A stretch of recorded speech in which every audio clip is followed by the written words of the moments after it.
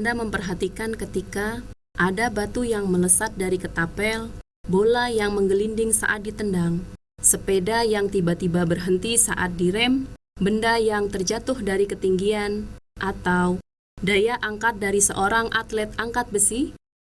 Apa yang menyebabkan perubahan posisi dan bentuk dari benda-benda tersebut? Betul, semua itu terjadi karena adanya gaya. Gaya dapat didefinisikan sebagai kekuatan, bisa dalam bentuk tarikan atau dorongan, yang mengakibatkan benda yang dikenainya mengalami perubahan posisi atau kedudukan, bergerak atau berhenti, serta perubahan bentuk. Dikatakan tarikan, jika benda yang dikenakan gaya bergerak mendekati objek yang memberikan gaya. Dikatakan dorongan, jika benda yang dikenakan gaya bergerak menjauhi objek yang memberikan gaya. Gaya disebut juga sebagai besaran vektor, yang digambarkan sebagai ruas garis berarah. Karena selain mempunyai nilai, gaya juga mempunyai arah.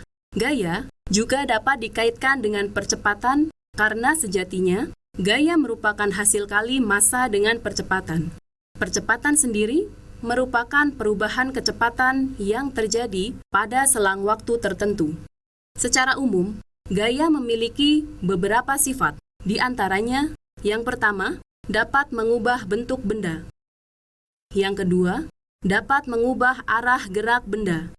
Dan yang ketiga, dapat menyebabkan benda bergerak atau pindah tempat.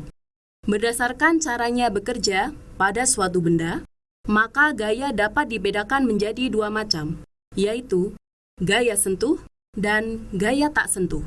Gaya sentuh adalah gaya yang terjadi karena persentuhan atau kontak langsung suatu benda yang memberikan gaya dengan benda yang dikenai gaya. Beberapa gaya yang masuk ke dalam kategori gaya sentuh adalah gaya gesek. Ialah gaya yang timbul dikarenakan adanya gesekan antara permukaan dua benda atau lebih.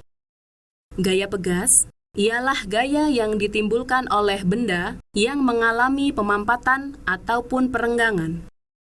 Gaya otot ialah gaya yang ditimbulkan akibat kerja otot manusia dan hewan. Sementara gaya tak sentuh adalah gaya yang terjadi tanpa adanya kontak langsung antar benda yang memiliki gaya dengan benda yang dikenai gaya. Beberapa gaya yang masuk ke dalam kategori gaya tak sentuh adalah gaya magnet. Ialah gaya tarik atau tolak yang ditimbulkan oleh benda yang bersifat magnet. Gaya gravitasi ialah gaya yang ditimbulkan oleh benda untuk menarik benda lain ke arah pusat benda yang bersangkutan. Gaya listrik merupakan gaya yang ditimbulkan oleh muatan-muatan listrik atau arus listrik. Dalam kaitannya dengan pengukuran gaya, kita mengenal Sir Isaac Newton dengan hukum Newtonnya. Hukum Newton 1. Setiap benda akan diam atau bergerak lurus beraturan jika resultan gaya yang bekerja pada benda tersebut sama dengan 0. Salah satu situasi nyata dari hukum Newton 1 ini adalah saat kita berkendara, kemudian kita melakukan pengereman atau berhenti secara mendadak, maka badan kita akan cenderung untuk maju. Hal inilah yang dimaksud dengan kecenderungan untuk terus melaju. Dengan kata lain, dapat dikatakan bahwa benda cenderung mempertahankan kedudukannya. Secara formulasi, hukum Newton 1 dapat dituliskan sebagai resultan gaya atau jumlah vektor dari semua gaya yang bekerja pada suatu benda akan bernilai 0, dinotasikan dengan sigma F sama dengan 0. Hukum Newton 2. Besarnya percepatan yang dialami suatu benda berbanding lurus dengan gaya yang bekerja terhadap benda tersebut dan berbanding terbalik dengan massa bendanya. Salah satu contoh hukum Newton 2 adalah ketika kita mendorong suatu benda yang diletakkan di atas meja. Benda tersebut akan melaju sesuai dengan besar gaya yang diberikan. Jika gaya yang diberikan lemah, maka benda tersebut akan melaju perlahan. Namun, jika gaya yang diberikan cukup kuat, maka benda tersebut akan melaju lebih cepat dari sebelumnya.